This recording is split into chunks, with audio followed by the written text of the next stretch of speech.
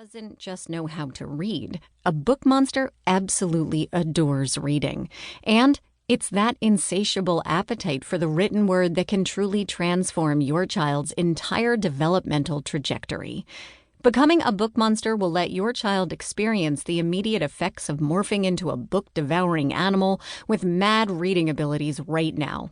Plus, continue to benefit your child in all sorts of ways throughout life.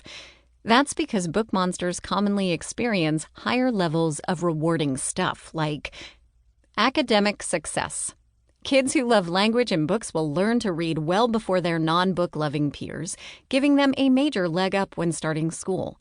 Research shows that kids who have a head start early on in school frequently maintain it throughout later grades. And being a great reader will benefit your child not only in English classes, but in learning every other subject too. Self-esteem. Getting good grades in school, receiving positive attention from parents, and having confidence in their ability to learn whatever they want by simply reading about it will help kids feel pretty great about themselves. Social and emotional development.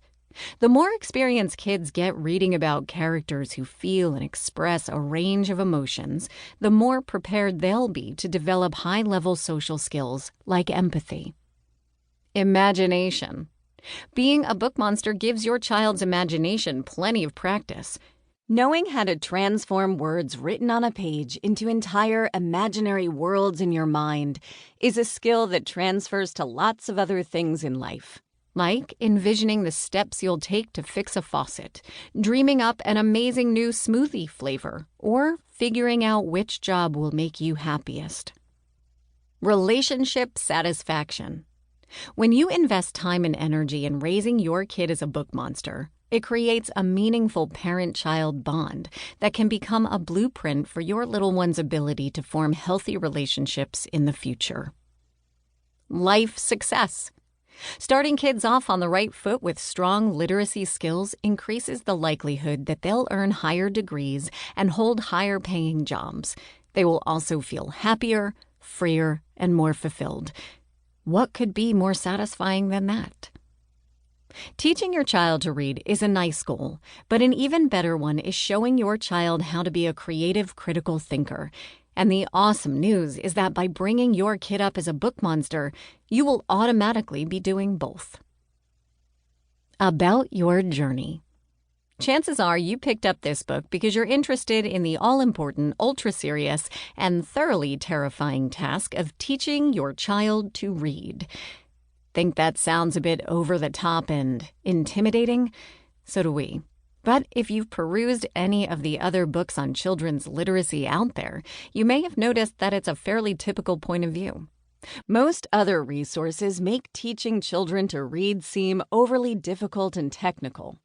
They make you think that you need worksheets and flashcards, book lists and lesson plans, and above all, hours and hours and hours of effort. But book monsters don't need any of that stuff.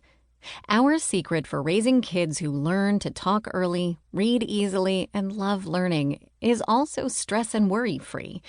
You won't find anything that resembles formal instruction in this book, because what parent has the time or energy to sit down for formal instruction with their kids even once, much less several times a week? Not us. Not you. And in our experience, kids can smell formal instruction coming a mile away, and will do absolutely whatever it takes to avoid it. Whatever it takes.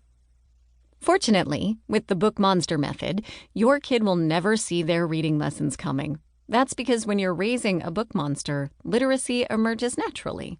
By focusing on fun and regularly incorporating books, reading, and conversation into your family's everyday activities, you'll see your child constantly building skills without even realizing it, and you'll be helping them without it ever feeling like a chore.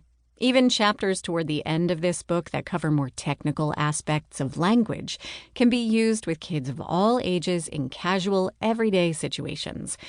But before we get to all that, let's forget about your child for just a second and talk about you instead. So, please indulge us and answer these two questions. Number 1, are you an adult who enjoys reading? Number 2,